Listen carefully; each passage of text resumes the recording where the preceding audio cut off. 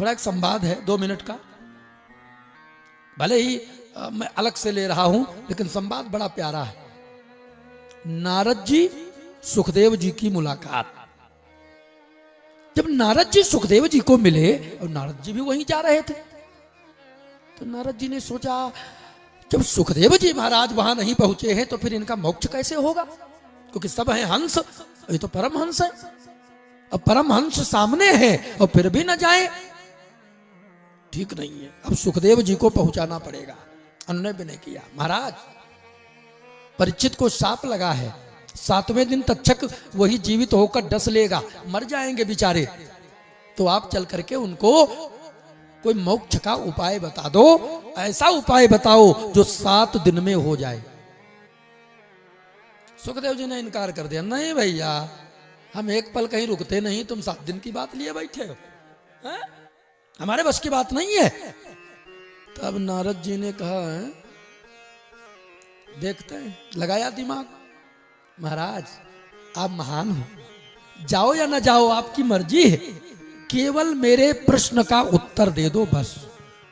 तो कहा ठीक है पूछो प्रश्न, जल्दी में है थोड़ा, जल्दी पूछो।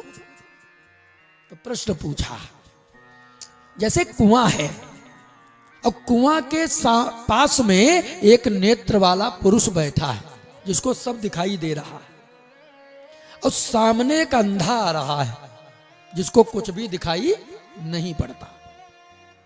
नेत्र वाला बैठा देखता रहा और अंधा आया और कुएं में गिरकर मर गया। वो देखता रहा। ये बताओ क्या उस नेत्र वाले का ये कर्तव्य नहीं बनता था कि उसको पहले से सावधान कर दे, भैया आगे मत आना, कुआं है? और अगर नहीं बताया तो आप बताओ वो दंड का भागी है अथवा नहीं है। सुखदेव जी ने कहा हाँ बिल्कुल है।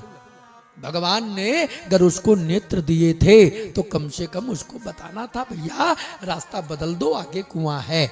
या गिर गया था तो निकालने का प्रयत्न करना चाहिए था, अगर वो मर गया तो वो दंड का भागी है। नारद जी ने कहा महाराज बस बस बस यही सुनना चाहता था, बस। क्या कहा? अंधे को जो रास्ता न बताए वो दंड का भागी है। महाराज क्षमा करना, इस समय राजा परीक्षित हैं अंधे और नेत्र वाले हैं केवल आप। और जैसे ये दुनिया का मार्ग है वैसे ही एक मोक्ष का मार्ग है, मुक्ति का मार्ग ही है। तो जैसे लौकिक मैंने प्रश्न किया, आपने तुरंत कह दिया कि वो दंड का भागी है, तो ये तो पारलौकिक सही, लेकिन बात बिल्कुल सत्य है। जैसे दुनिया का मार्ग वैसे मुक्ति का मार्ग। महाराज अगर नहीं चले, अंधे को रास्ता नहीं बताया तो वो नियम तो आप पर भी लागू हो सकता है ना। अरे सावधान हो गए, वारे नारद जी धन्य हो।